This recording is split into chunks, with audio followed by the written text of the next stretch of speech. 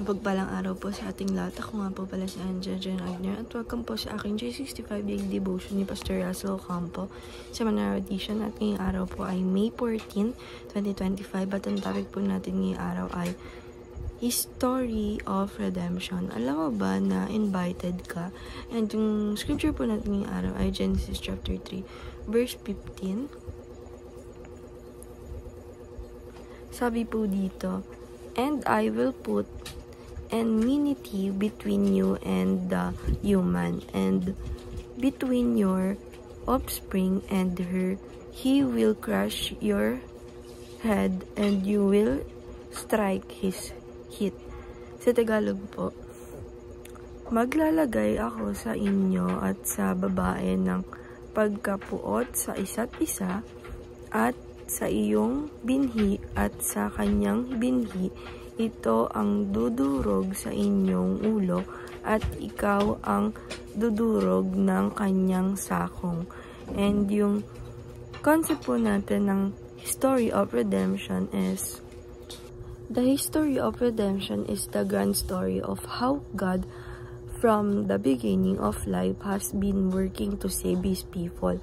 From creation to the fall, from the promise to Abraham to the cross of Christ, God's hands has never ceased to move. Redemption is not an afterthought, it is the heartbeat of history. Every page of scriptures reveals a God who relentlessly pursues, redeems, and restores.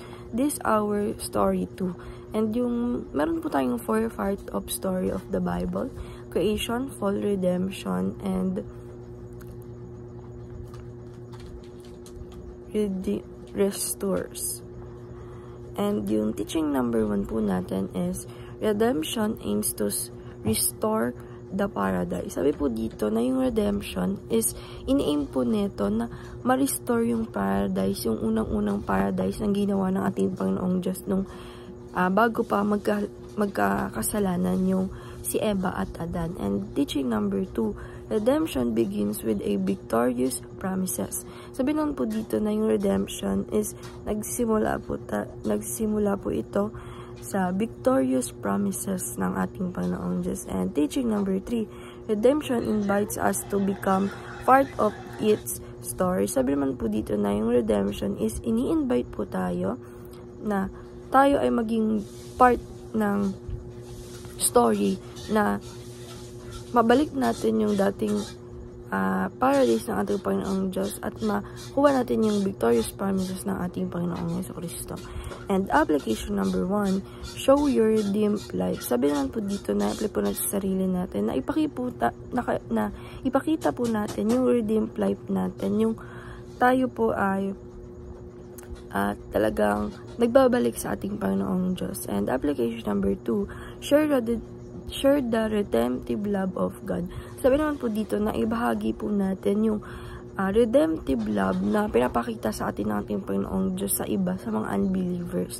And application number 3, spread redemptions as far as the course is found. Sabi naman po dito na apply po natin sa sarili natin na bahagi po natin, i-share po natin, i-spread, palawak po natin yung redemption sa mga bahagi na malayo na at hindi na siya parang naniniwala sa ating Panginoong Diyos.